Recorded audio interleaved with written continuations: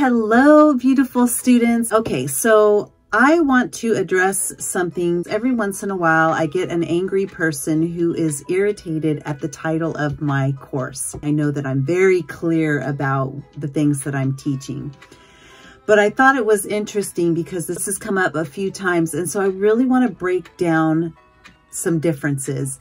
This is going to be a conversation that is talking about certified versus licensing. I have every faith in you that you understand the difference between being a certified healer and being a licensed psychologist, psychotherapist, a licensed therapist, a licensed physical therapist, and you are not licensed. You are not going out into the world trying to say that you are a licensed therapist in any of those things. It is very clear that on your certificate, it's an alternative healing therapist certificate, certified. So I wanted to have this conversation and just put it out there. So let's just kind of break down the terminology so that you can see where I'm going with this. The first thing that we're going to look at is the definition of alternative healing. I'm going to just read this.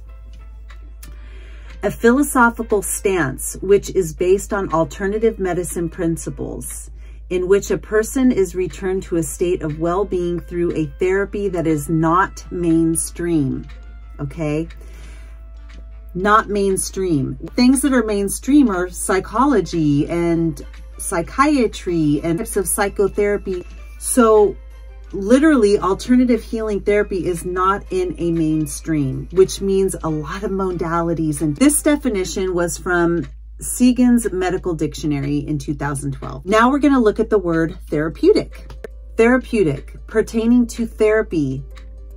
That's the first one. 2, curative, effective.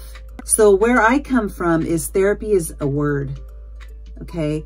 And the word therapy has to do with things being therapeutic. I always go back to the root of that. And so if you are an alternative healer, meaning you are not mainstream and you are in the act of providing therapeutic assistance to other people, you are doing therapy and you are doing therapeutic work.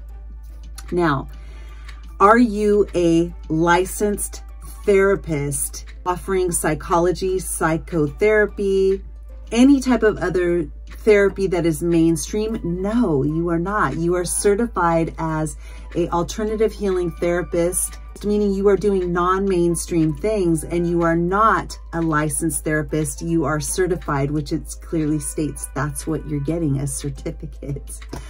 I think that you guys are very smart and know the difference between these things, but it's something that I want to bring up because I don't think that we have to apologize for using these words because nobody owns the word therapy. No one owns the word therapeutic. No one owns the definition of alternative healing. No one owns the word therapist, okay? And there are definitely rules and laws and stuff, and I'm going to get into that in a second, but let's go to the next definition, which is therapist. A person skilled in a particular kind of therapy. The example, a certified massage therapist, okay, in quotes.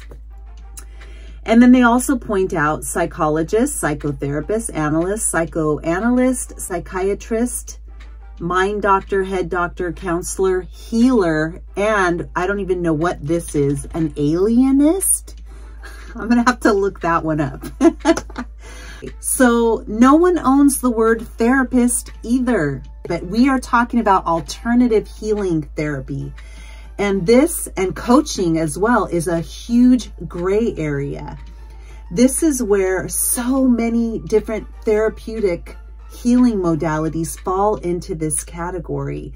And this is why I am not worried about it, because there is no governing body out there seeking out alternative healing people, trying to sue them or put them in jail. The only time that this is going to be a problem for you is if you are out there trying to fraudulently say that you are a licensed mainstream therapist, meaning a psychologist, a psychiatrist, a psychotherapist, all of those things.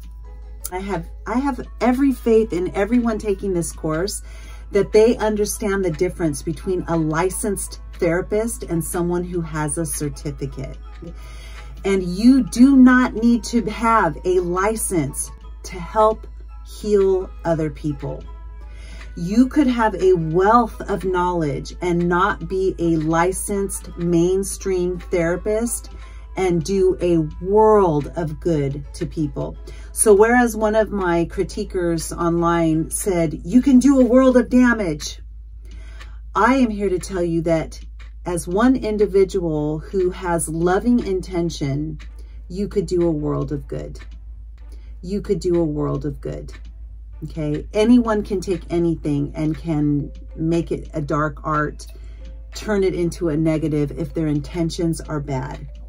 I know that you are trying to learn all of this information because you want to help people. You want to do good. Many of my students go on to learn other alternative healing modalities, and they add that to their private practices. They use that for their alternative healing practice. Now, I also will say that there are a lot of licensed therapists out there, and they are adding this because it helps to soften and helps them to expand on their current understanding with what they've already learned and been degreed in.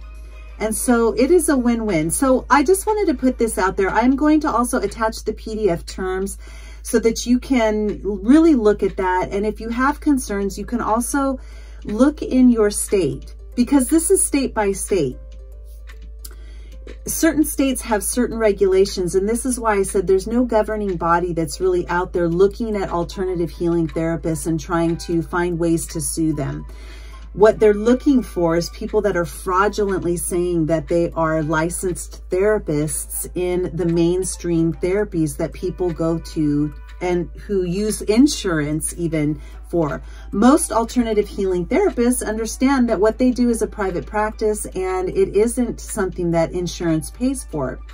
You cannot go with your certificate from here or on Udemy. You cannot even get on any of the licensed therapist directories. You can't get on any of those because you are not licensed. They need to see a license from you in order for you to get on there. And so what I'm saying is this is a built-in thing where you're not at risk of having any issues in this way. But I will tell you what I decided to do is on the certificate, what I added was alternative healing therapist / practitioner, because there are some people who will just feel better if they have the word practitioner. And there are some people who don't mind having the therapist title because they feel like I do.